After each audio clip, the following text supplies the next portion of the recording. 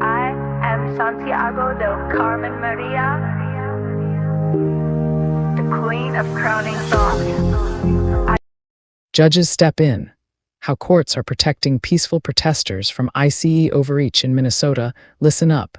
This is happening right now, and it's a big deal. Donald Trump and his team keep pushing this line that judges have no power to stop ICE agents from doing whatever they want on the streets.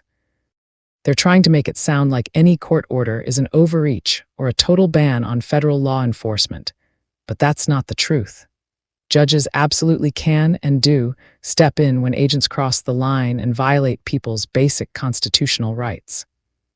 Let's break this down clearly, step by step, so everyone gets it. In Minnesota, things escalated fast with Operation Metro Surge, a massive Trump administration push starting late 2025 that flooded the Twin Cities area with thousands of ICE, Border Patrol, and other federal agents, up to nearly 3,000 at peak, for huge-scale immigration enforcement, targeting communities and leading to clashes, arrests, and tragically, the fatal shooting of Renee Nicole Good on January 7, 2026.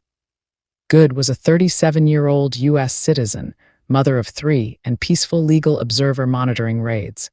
Protests exploded after that, with people filming, holding signs, and following agents safely to document what was happening. On January 16, 2026, U.S. District Judge Kate Menendez, a Biden appointee, issued a powerful preliminary injunction in a lawsuit brought by the ACLU of Minnesota and activists.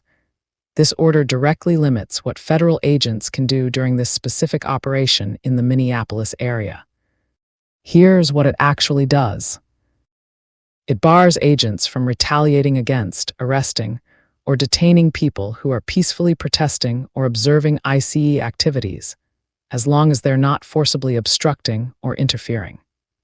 It prohibits using pepper spray, tear gas, or other crowd control tools, non-lethal munitions, against peaceful demonstrators or bystanders.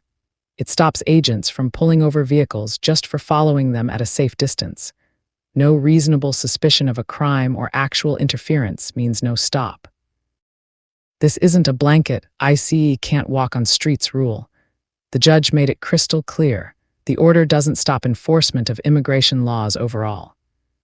Agents can still make lawful arrests, conduct operations, and do their jobs, but only if they respect constitutional protections like free speech, assembly, and protection from unreasonable searches or excessive force. Why can judges do this? Because the Constitution comes first.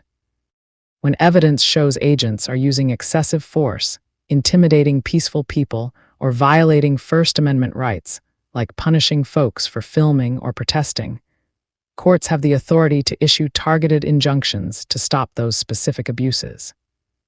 This happened here after lawsuits documented harassment, arrests of non-interfering observers, and escalation against peaceful crowds.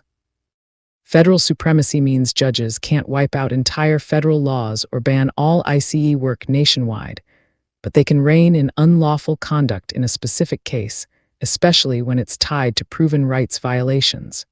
Trump's side fought hard against this, calling protesters violent or rioters, and claiming the order micromanages DHS.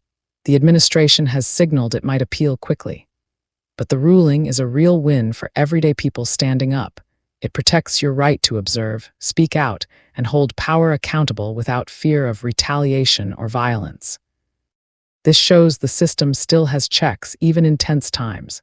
Judges aren't making immigration policy, they're enforcing the Constitution against overreach. When agents act reasonably and lawfully, nothing changes. But when they cross into abuse, courts can and will draw the line. That's how democracy works, and right now in Minnesota, it's protecting peaceful voices from being silenced. Stay informed, stay engaged, this fight matters for all of us. Courts are fighting back. How judges are stopping Trump's attempts to rewrite election rules. Let's be real and get straight to the point. Donald Trump wants people to believe that judges have no power to stop him when he tries to mess with our elections. He pushes this idea that courts can't touch his moves, making it sound like he's above the law. But that's flat out wrong. Federal judges absolutely have the authority, and they've used it, to block his unlawful power grabs that threaten fair elections. This isn't politics, it's the Constitution doing its job, protecting our democracy from overreach. Let's walk through exactly what's happening with the real facts so you can see why this matters to every single voter. Back in March 2025, Trump signed a sweeping executive order, EO 14248, aimed at overhauling how U.S. elections work. One major part forced a proof of citizenship requirement on the federal voter registration form, demanding things like passports or birth certificates to register. Trump framed it as election integrity, but critics called it a massive barrier that could block millions of eligible Americans, especially people of color, low-income folks, and those without easy access to those documents. Federal judges didn't let it slide. In April 2025, U.S. District Judge Colleen Collar-Coatley in Washington, D.C., issued a temporary injunction blocking key parts after lawsuits from groups like the ACLU, League of Women Voters, and Democratic committees. She made it permanent on October 31, 2025, ruling clearly: the president has no constitutional authority to unilaterally change election rules. The Constitution gives that power to Congress and the states, not the White House. In her detailed opinion, she stressed that the Elections Clause assigns no direct role to the president in setting voter qualifications or procedures. This stopped the U.S. Election Assistance Commission from adding the show your papers demand, saving countless voters from being turned away. Other courts piled on. In June 2025, Judge Denise Casper in Massachusetts blocked more sections in a suit by 19 Democratic state attorneys general, saying the changes would burden states, chill registration, and violate separation of powers. Then, as recently as January 9, 2026, Judge John Chun in Seattle permanently halted threats to withhold federal election funding from states that wouldn't comply, another attempt to strong-arm places like Washington and Oregon into changing mail-in ballot rules. These rulings aren't judges making policy, they're enforcing the law. When a president oversteps into powers reserved for Congress or states, courts issue targeted injunctions to stop the unlawful parts while cases play out. It's how checks and balances work. Trump has signaled appeals, but so far the courts have held firm. On the flip side, judges have clear limits. They can't just disqualify someone from running or remove a president without a solid legal basis tied to the Constitution. For instance, the Supreme Court ruled in Trump v. Anderson, March 2024, that states can't unilaterally disqualify federal candidates under the 14th Amendment's insurrection clause. Only Congress can enforce it broadly. Impeachment or other political processes handle some issues too. And enforcement relies on the executive branch following orders. Defiance can weaken rulings. But here's the fearless truth.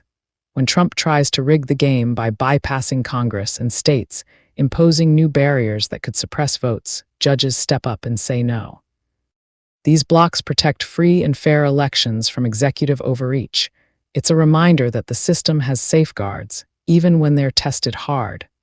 We need to stay vigilant, support these legal fights, and demand accountability, because our votes and our democracy depend on it.